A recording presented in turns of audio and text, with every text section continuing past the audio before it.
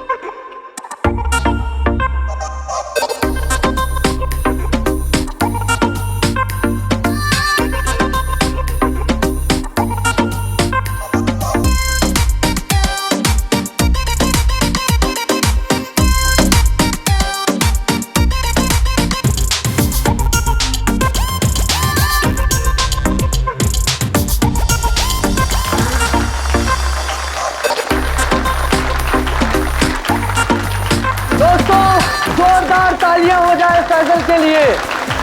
वाह, एक बार फिर जोरदार और शानदार परफॉर्मेंस। क्या कहेंगे फैजल आप? कड़ी मेहनत, घंटों की रिहर्सल और मेरे mentor JJ sir. Okay cut, very nice sir.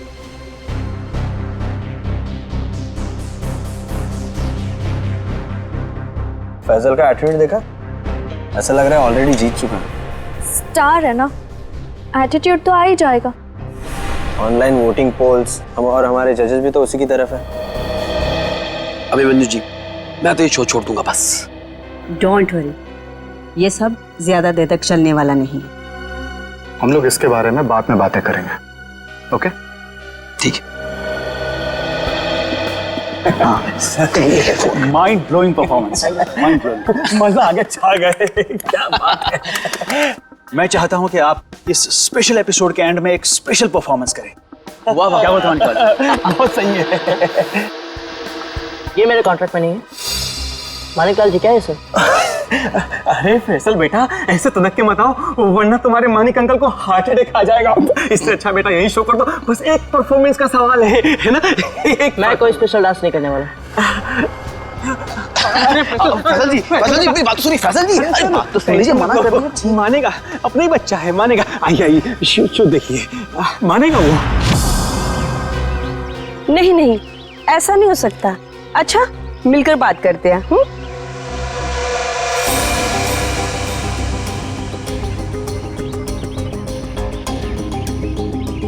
ठीक है, हम सब वहीं मिलते हैं। हाँ हाँ हाँ, मैं अभी आ रहा हूं।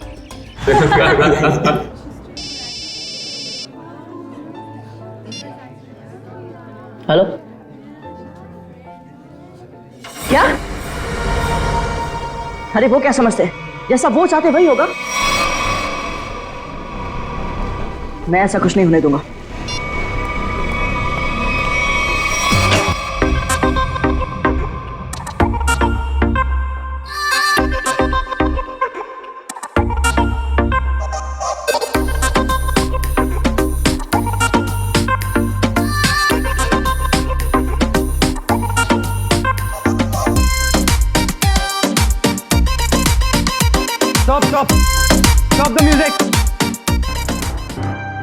डोबो, कर क्या रहे हो तुम?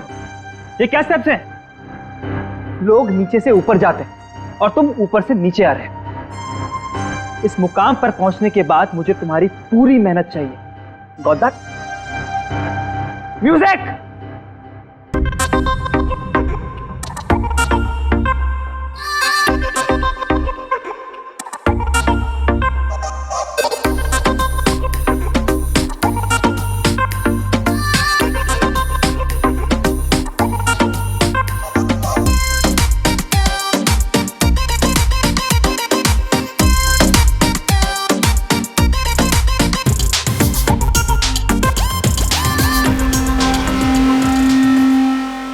सिमरन, रुकना मत। मेरी नजर तुम पर भी है। So keep dancing.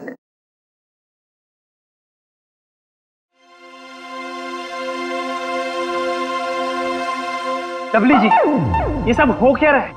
फैजल है कहाँ? 12 बजे का टाइम दिया था, 1 बज चुका है। अभी तक उसका कोई अता पता नहीं है। और फैजल का फोन बंद आ रहा है।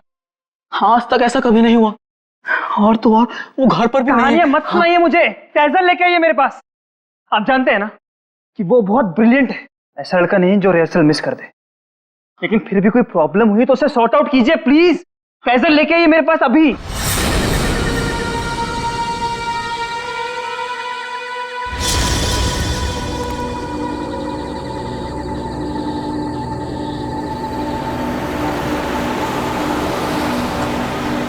रुकिए।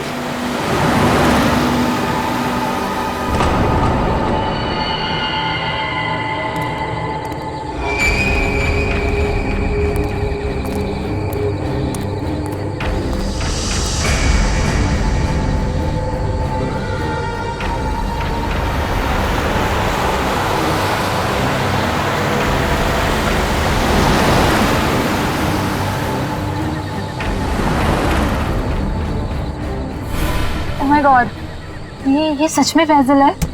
दरवाजा खोलिए। हाँ हाँ। मुझे लिफ्ट चाहिए। मैं अंदर आ सकता हूँ? हाँ तो तुम सच में फैजल हो? जी। हाँ आओ ना, आओ बैठो। Thank you so much.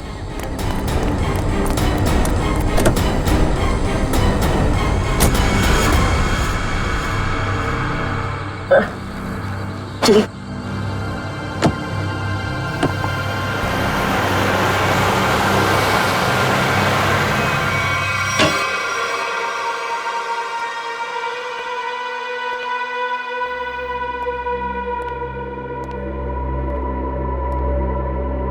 Faizal, Faizal जी हद करते हैं आप। अरे कहाँ थे अब तक आप? हैं आपको फोन लगा लगा कर हमें हाथ पे बाम लगाने वाली हालत हो चुकी थी, और आप हैं कि ये हाथ बना के घूम रहे हैं। हद। सॉरी दल विजय। Sorry everyone. मैं अभी आया। फैजल क्या हुआ है? 1 मिनट। अरे जा कहाँ रहे हो? हुआ क्या इस लड़के को? सुनिए तो मेरी बात। फैजल जी 1 मिनट रुकिए। फैजल जी 1 मिनट रुकिए। इस तरह कहाँ से आ रहा है फैजल? इसकी हालत देखी तुमने? अरे अरे अरे फैजल जी, अरे फैजल जी, फैजल जी।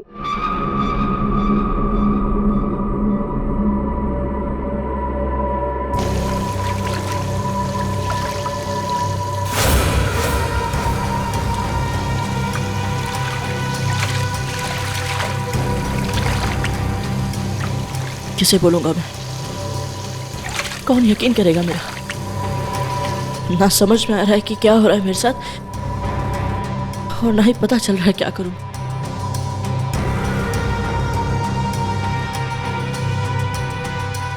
फैजल जी खोलिए ना। फैजल जी आप हमें बहुत सताते हैं। अरे खोलिए ना। अरे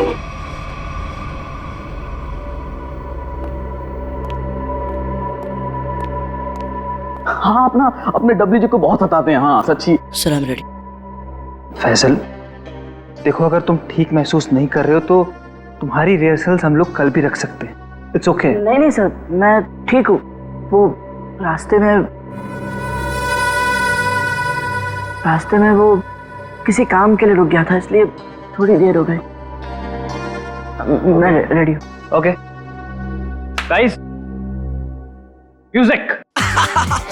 बहुत अच्छी Faisal ji, you are the rock star, come on.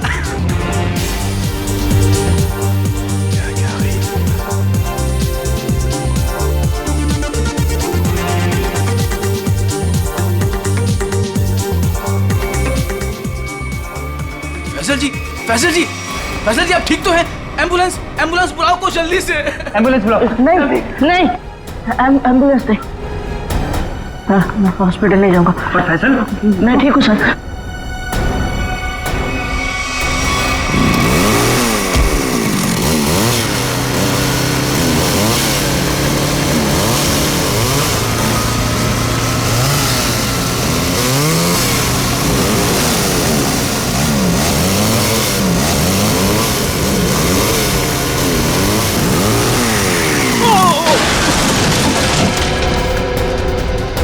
अरे रुक रुक रुक, अरे अतुल, वो तो गिर गया।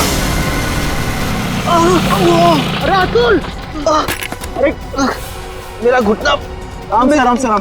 रुक आराम से अतुल, आराम से। तेरी टांग गई यार। अबे वो सेट पड़ा है, इसे उधर ही बिठाते। चलो चल मैं बिठा। अबे बाइक चलाना छोड़ दे, तुझे नहीं आती बाइकिंग। बहुत दर्द हो रहा है यार। बहुत तो होगा। चल आराम से लेके आ जाओ। आराम से। अरे यार, ये क्या है? आराम से।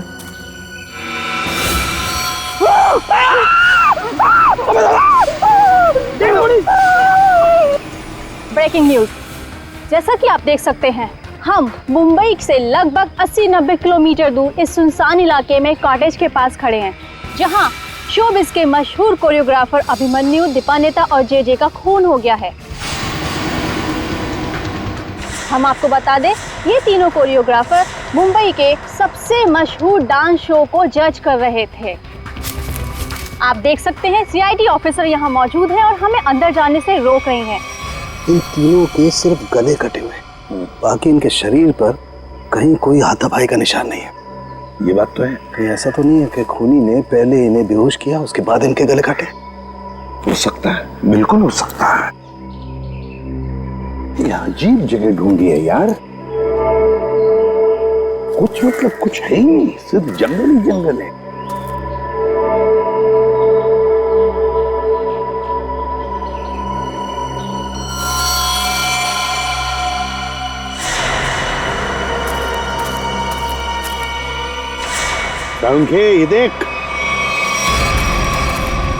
ये देख, खून से सना हुआ पंजे का निशान। हाँ,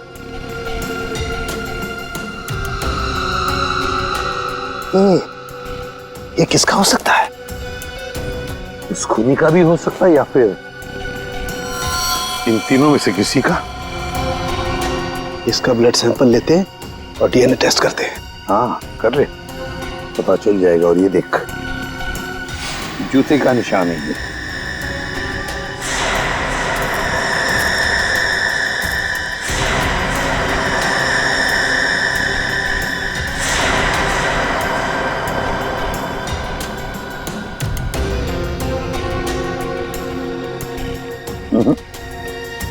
इन तीनों में से तो किसी की जूते के एड़ी का निशान नहीं है ये। फिर बॉस, ये जूते का निशान किसका हो सकता है? सर, ये देखिए सर, ये सिरिंज मिला वहां से।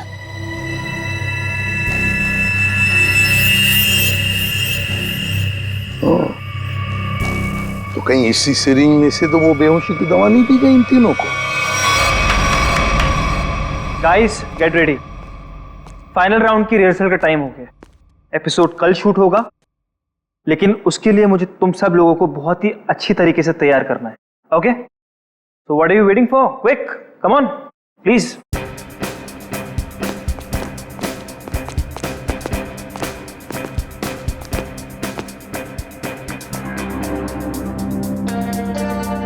अरे फैजल जी, उठिए उठिए उठिए उठिए। सबसे पहले रिहर्सल आपको ही तो शुरू करनी है। आखिर आप हमारे शो के स्टार जो हैं, और याद है ना, इसके बाद हमको एड फिल्म की शूटिंग में भी जाना है। उठिए उठिए उठिए उठिए, शेड्यूल बहुत टाइट है। Come on come on come on.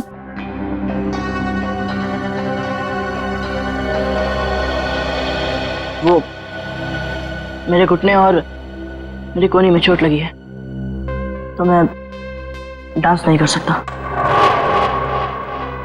क्या? कोहनी और घुटने में चोट? फैसल, ये सब कब हुआ और कैसे? चलो आज का नाटक शुरू। अब हो गई रिहर्सल हमारी। अरे कुछ सुना तुम लोगों ने? कुछ सुना? इस शो का क्या होगा? क्या हो गया? बर्बाद हो गया मैं तो, बर्बाद। अरे सर हुआ क्या है? अरे तुम लोगों ने न्यूज़ नहीं देखी? अरे अपने शो के तीनों जजेस का मर्डर हो गया है। बर्बाद हो गया। हाँ, खून हो गया। क्या होगा मेरे शो का? क्या होगा? मैं घर जाना चाहता हूँ। अरे कमाल करते हैं आप, कमाल करते हैं फैसल जी। अरे इतना बड़ा कांड हो गया और आप पर इसका कोई असर नहीं। अब देखिए, आपको पता है ना, वो तीनों इंसान इस शो के जज थे और आपको बहुत पसंद करते थे। मैंने कहा ना, मैं घर जाना चाहता हूँ। अरे फैसल जी रुकिए तो, फैसल जी।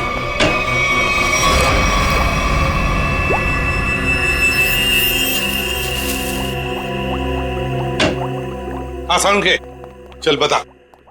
यार कमाल है यार, है? तुम लोग को कैसे पता चल जाता है कि हमारी जांच पूरी हो गई? एंड वक्त पर धमक जाते हो यार तुम लोग। वो क्या है ना सालुंखे कि इतने साल तेरे साथ काम करने के बाद हम समझ जाते हैं। Oh my God. अरे सालों की बात छोड़िए सर, थोड़े समय के लिए भी, लेकिन अगर आदमी साथ साथ काम करे ना तो ट्यूनिंग हो ही जाती है। हाँ ट्यूनिंग। काम की बात करें? वो हाँ, काम की बात। यस।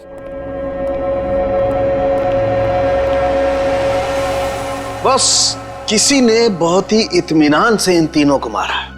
गले की सिर्फ उस नस को काटा है जिससे जिंदगी के तार जुड़े होते हैं। ये देखो, आप देख रहे हो, तीनों के गले पर एक ही जगह एक ही जैसा घाव का निशान। इन तीनों के खून में मुझे सोडेन और बुफेन नाम की दवाई के अंश मिले, जो कि बेहोश करने वाली बहुत तेज असरकारक दवा है। और सर, इन तीनों के कपड़े और जूतों से मिली रेत से ये पता चलता है कि उस सुनसान शेड में आने से पहले ये लोग किसी समंदर के किनारे गए थे।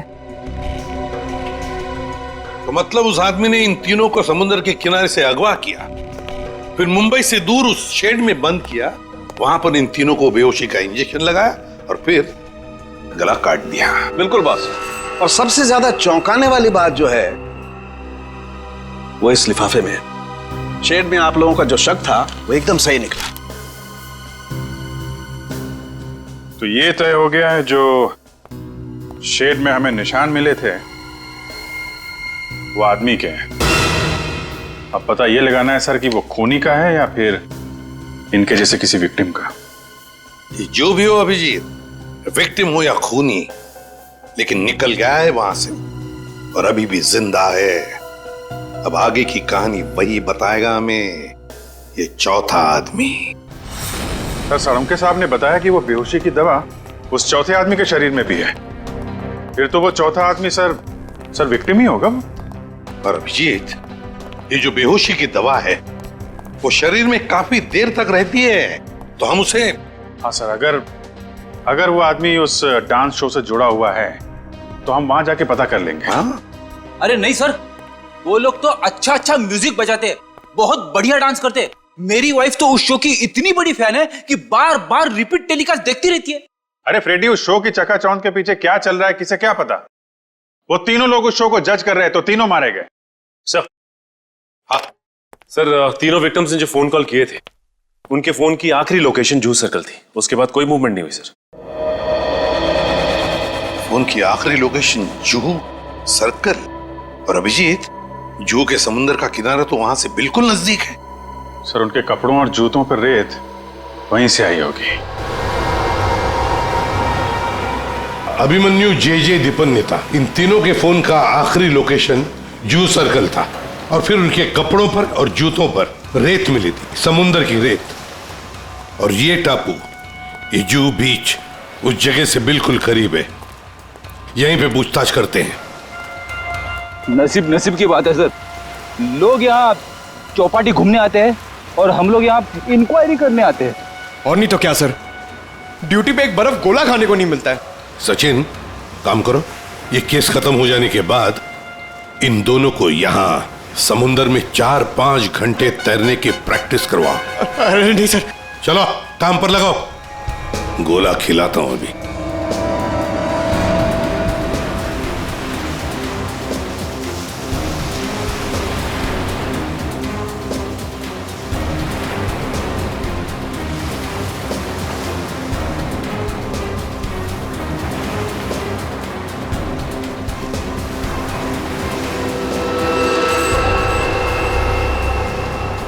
सर।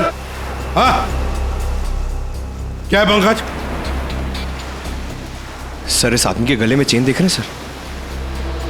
हाँ सर ये डांसिंग शो के जज जेजे के गले में मैंने देखी थी सर।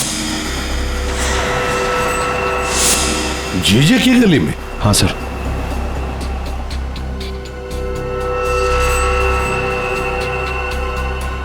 क्या हुआ सर? सर आप लोग मुझे ऐसे क्यों देख रहे हैं?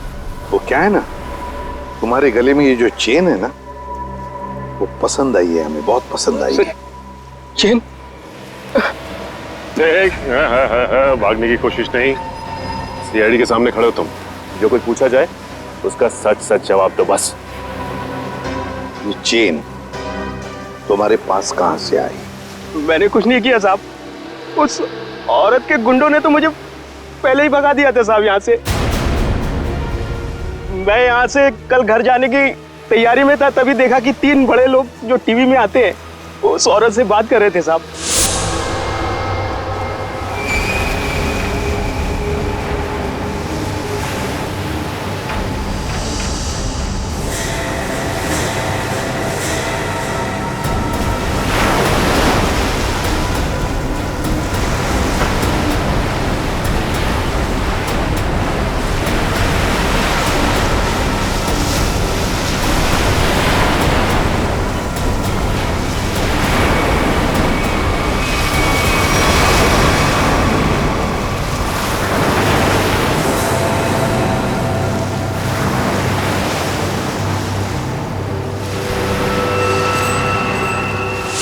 सर हो सकता है इन तीनों खून में उस औरत का हाथ?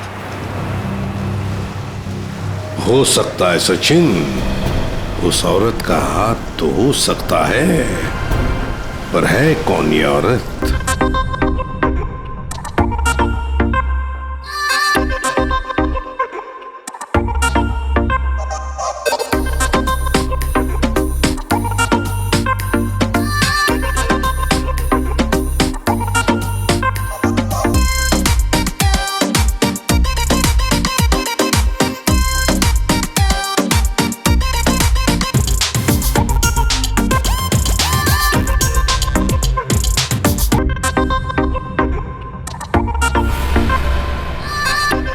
एक मिनट प्लीज, अपनी रिहर्सल रोक दीजिए।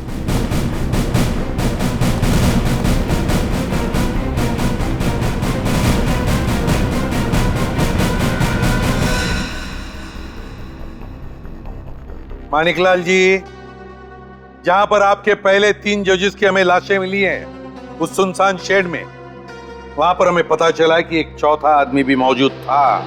उसके कुछ निशान भी मिले हैं और उन तीनों के साथ साथ उस चौथे आदमी को भी वो बेहोशी की दवा दी गई और हमें शक है कि वो चौथा आदमी आप में से कोई है।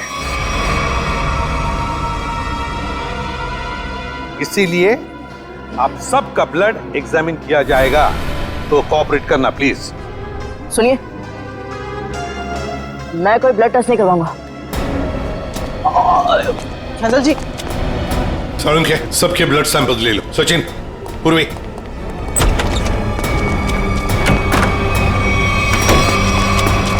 फैसल जी बात तो सुनिए, खोलिए खोलिए प्लीज। फैसल जी, फैसल भाई दरवाजा खोलिए। मैंने कुछ नहीं किया साहब। फैसल, फैसल बेटा दरवाजा खोलो। फैसल, फैसल मेरी बात सुनो, मैं एसीपी प्रद्युमन बोल रहा हूं बेटा, तुम्हारी मदद करने आया हूं। देखो, तुम्हारे साथ जो कुछ भी हुआ है मुझे साफ साफ बताना, फिर आगे देखते हैं क्या करना है, ठीक है ना? लेकिन तुम्हें कोई नुकसान नहीं पहुंचाएंगे हम, ठीक है? नहीं, मैं दरवाजा नहीं खोलूंगा। आप सीआईडी हो, आप मुझे पकड़ोगे और मेरी किसी भी बात का यकीन नहीं करोगे। मैं जानता हूं, मैं दरवाजा नहीं खोलूंगा। मेरी बात सुनो बेटा, तुम मेकअप रूम में कितनी देर तक बैठ सकते हो? हाँ, कभी तो बाहर आना ही पड़ेगा ना। देखो, बाहर आओ और हमें सब कुछ सच सच बताओ, हम तुम्हारी मदद करेंगे। हाँ, आ जाओ बेटा, दरवाजा खोलो।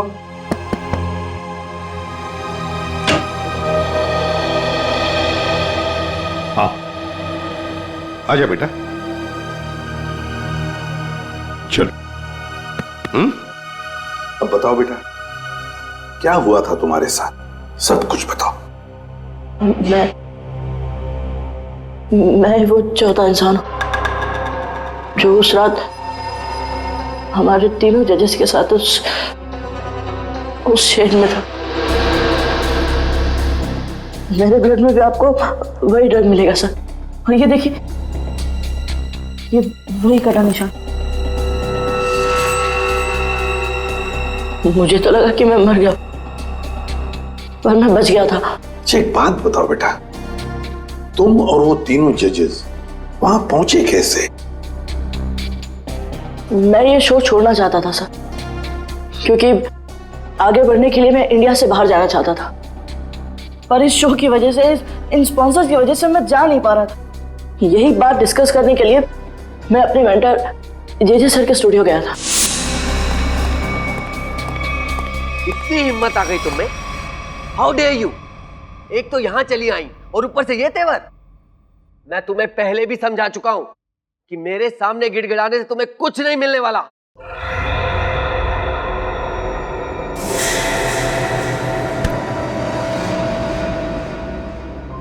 राजेश दादा, इस वक्त तो सर किसी से मिलते नहीं है, लेकिन ये लड़की कौन है? और ऊपर से सर इतना भड़क रहे हैं उस पर। पता नहीं, सर बोल रहे थे कि विदेश से आई है, किसी होटल में ठहरी है। सर ने तो उसको लाने के लिए अपनी गाड़ी भेजी थी। छोड़िए ना फैजल बाबा, मैं आपके लिए पानी लाता हूँ। लीजिए सर। Thank you.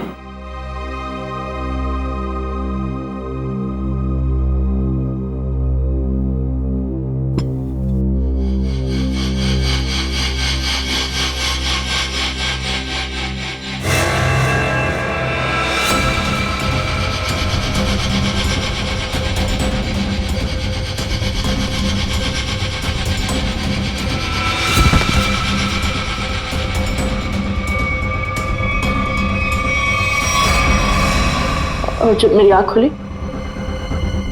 तो मैं उस शेड में था।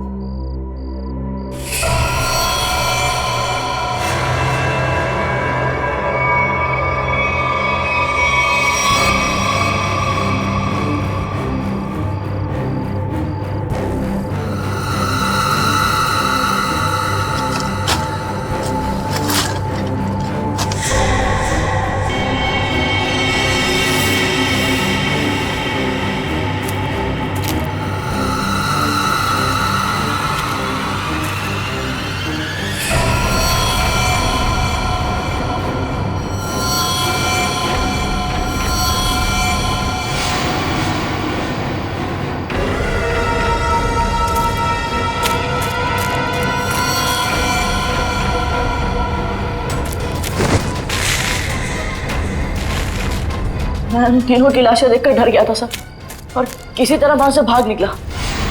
मेरी ऐसी हालत नहीं थी कि मैं ये बात किसी को बता पाऊं, और अगर बताता भी तो कौन यकीन करता मेरा। इसलिए मैं आप लोगों से छिप रहा था। हमारे पास चले आते हैं, है ना? चल, कोई बात नहीं, ये तो तुम्हारी तकदीर अच्छी थी कि तुम बाल बाल बच गए। लेकिन देखना, उस खूनी को हम जरूर पकड़ेंगे, छोड़ेंगे नहीं उसे। और तुम्हें जो मदद चाहिए हम सब करेंगे, ठीक है? चलो।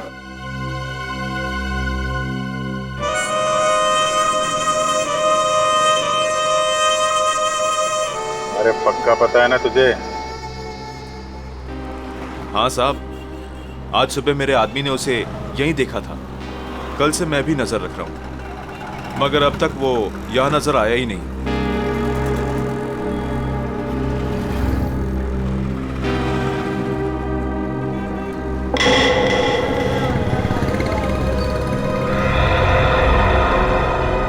सर, उस आदमी को देखो, इतनी गर्मी में भी शॉल लपेट के घूम रहा है। ये राजेश तो नहीं? पकड़ लूं क्या? नहीं, पकड़ो मत, हल्ला गुल्ला मच जाएगा।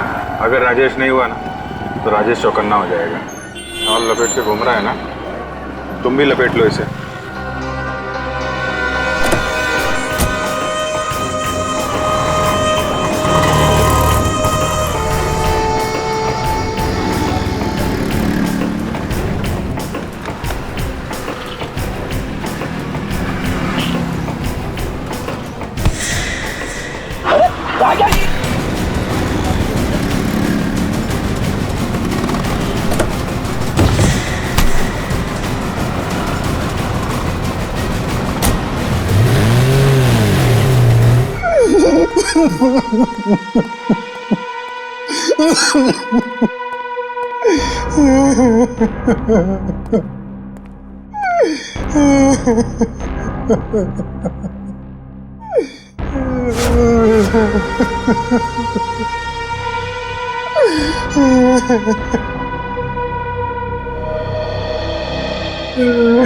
क्या हुआ इसे?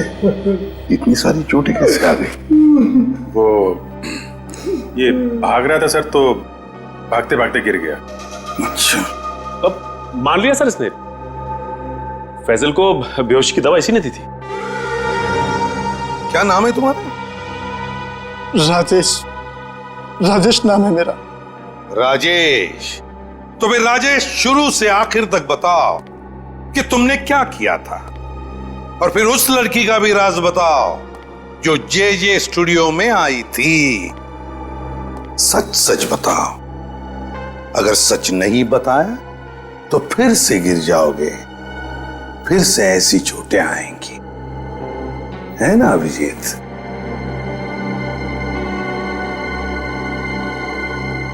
सर, मेरी तो बस इतनी सी गलती है, बस इतनी सी गलती है कि उस लड़के की बात मानकर मैंने फैजल को पानी में ड्रग मिला कर दिया, और इसके बदले में उसने मुझे 15,000 रुपए दिए थे। और ये लड़की है कौन? ये लड़की जिसके बारे में तुम भी बता रहे हो, उस मछुआरे ने भी बताया और फैजल ने भी। आप तो उसे मिले होंगे सर। कहाँ मिले मुझसे? डांस शो के सेट पर।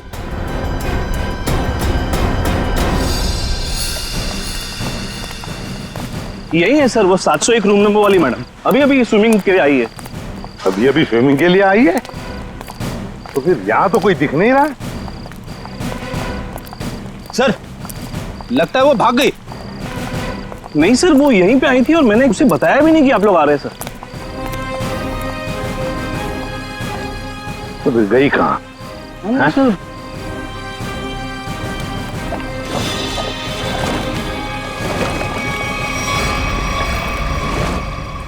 चलो होटल में देखते हैं।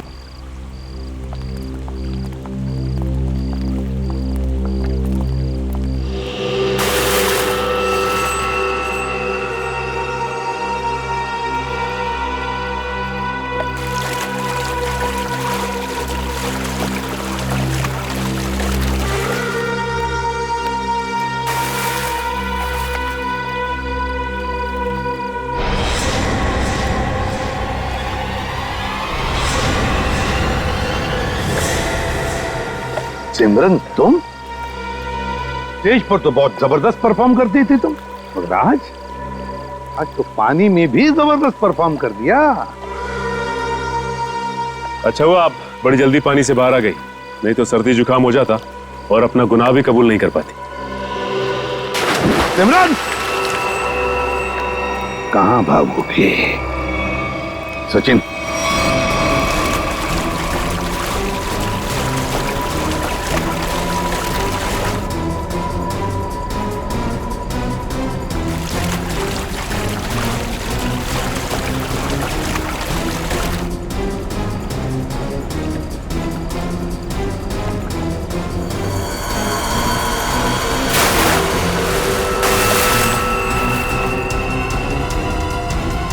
छोड़ दो मुझे। मैंने कहा छोड़ो, आप लोग मेरे साथ ऐसा नहीं कर सकते, छोड़ो।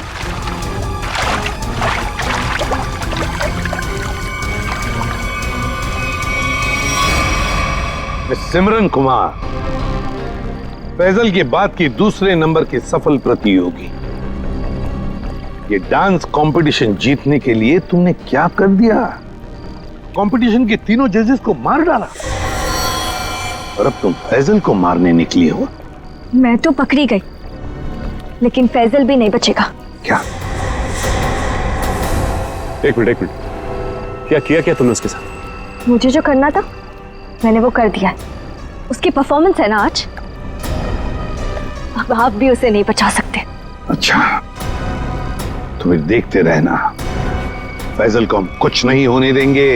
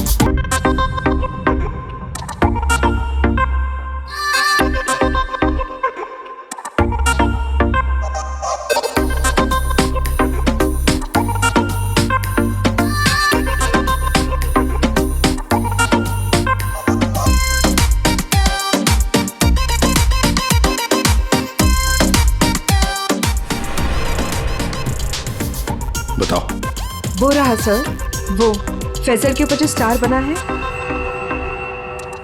वो कभी भी गिर सकता है। My God!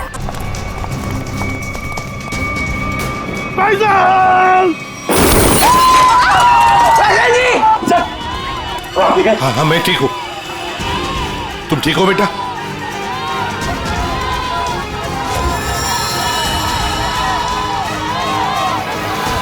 साइड।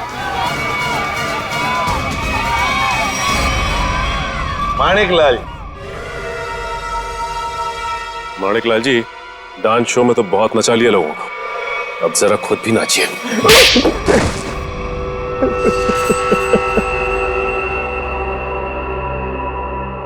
इस लड़के ने मेरे को सड़क पर ला दिया, सड़क पर। मैंने 2 बार इसे मारने की भी कोशिश की थी, लेकिन एक बार किस्मत ने बचा लिया और दूसरी बार सीआईडी ने। मानिक अंकल, आपने मुझे मारने की कोशिश की? हाँ फैजल, तुम्हारे इस माणिक अंकल ने और माणिक अंकल के साथ थी ये तुम्हारी कॉम्पिटिटर सिमरन। क्यों सिमरन, क्यों मारा तुमने उन तीनों जजेस को? इसलिए क्योंकि मुझे ये कंपटीशन जीतना था, लेकिन फैजल जीत रहा था और इस कंपटीशन को जीतने के लिए मेरे पापा ने काफी पैसे लगाए थे। क्या उन तीनों को मारकर तुम कंपटीशन जीतने वाली थी? मैंने पूछा क्यों मारा तुमने उन तीनों जजेस को? क्योंकि उन्हें पता चल गया था कि ये कंपटीशन जीतने वाले को कोई पैसे नहीं मिलने वाले, ये शो एक धोखा है। और वो जजेस सारी दुनिया के सामने मेरी असलियत बताने वाले थे। ये फैसल शो बीच में छोड़कर भागने की तैयारी में था। मैं बर्बाद हो जाता, कंगाल हो जाता।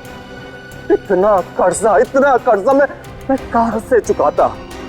मैंने सोचा भी नहीं था कि आप दोनों इस हद तक गिर सकते हो। Thank you so much. आज आप लोगों की वजह से मैं बच गया। फैजल, हम सीआईडी वालों का तो ये फर्ज है कि निर्दोष को बचाना और मुजरिमों को सजा दिलाना। इन लोगों ने तीन मासूम लोगों की जानें ली, फैजल को 2 बार मारने की कोशिश भी की। तुम्हें तो फांसी की सजा ही होगी, फांसी।